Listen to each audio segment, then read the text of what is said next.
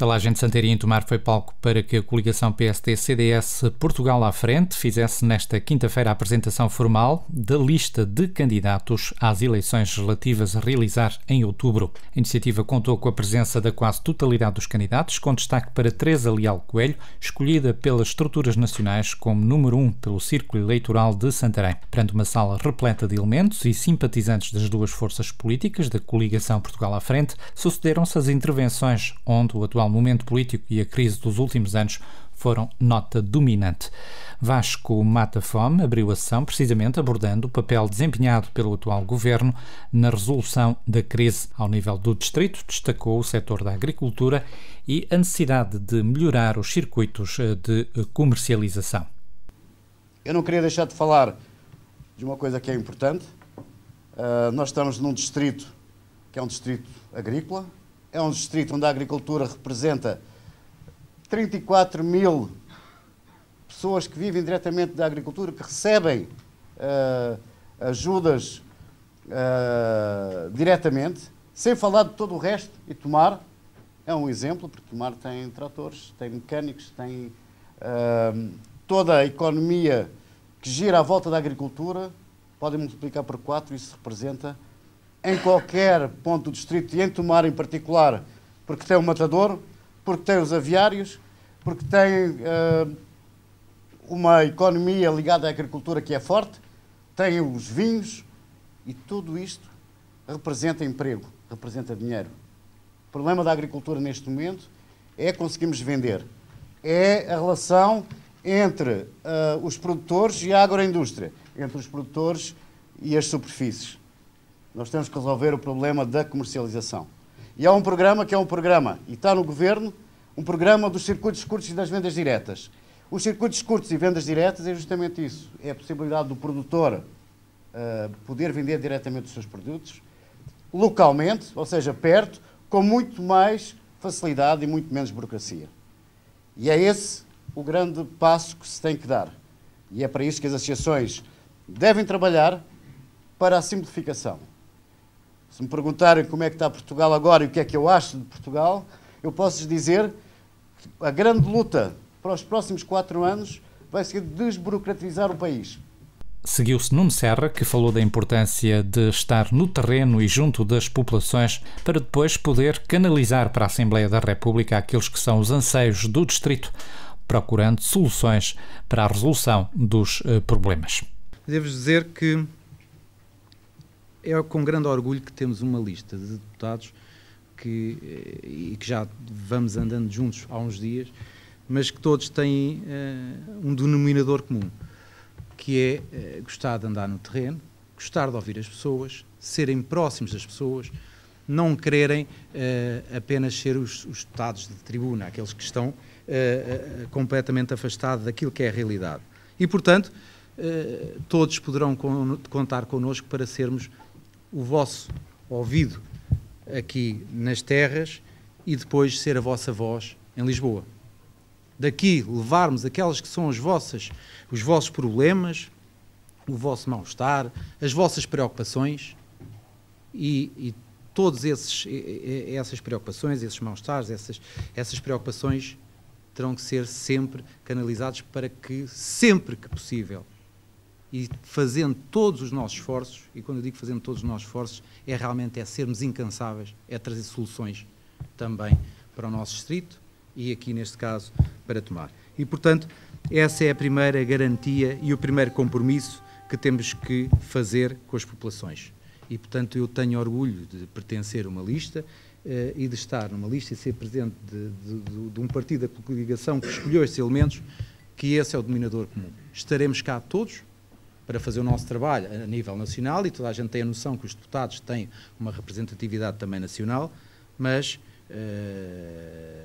muito estar ao lado do distrito e trazer para o distrito aquelas que são as soluções, porque só, e tenho referido várias vezes, só um distrito que articule bem, quer o poder político local, as instituições, as empresas e as pessoas com o poder político, é que prospera.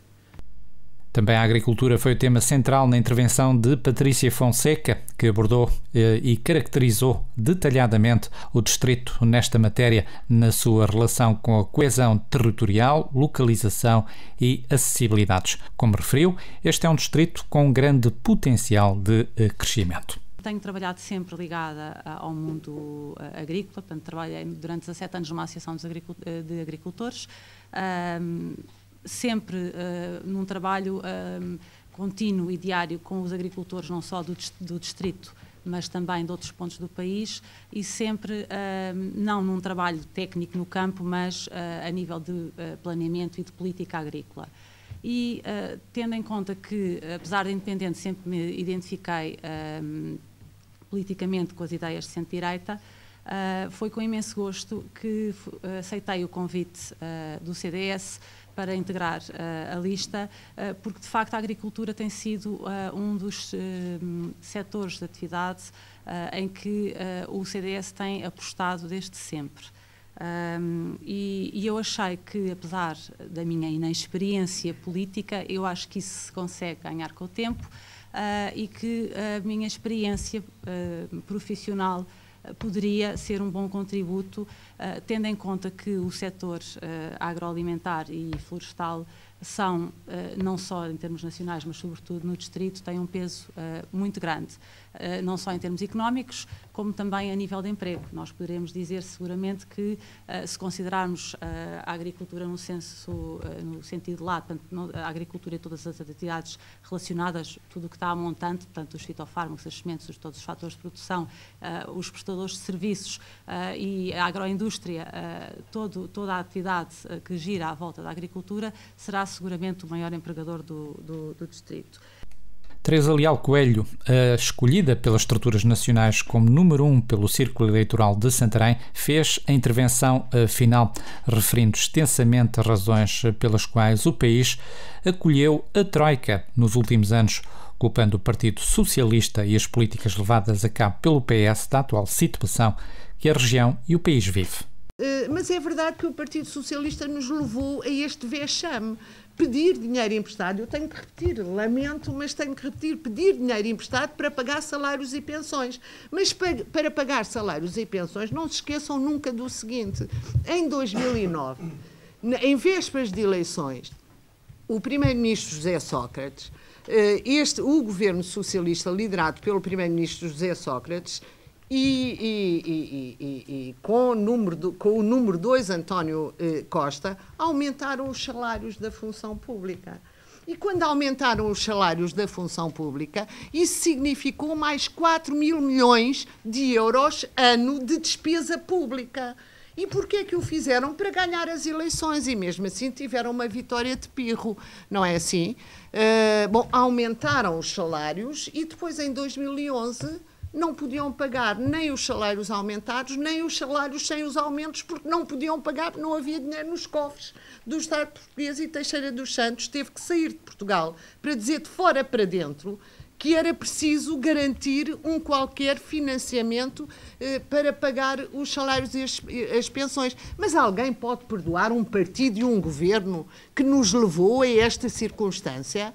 Bom, é exatamente isto que é absolutamente extraordinário, que seja esquecido desde logo pelo Partido Socialista e pelos seus dirigentes, e depois esquecido também por muitos portugueses que estão distraídos relativamente a esta realidade.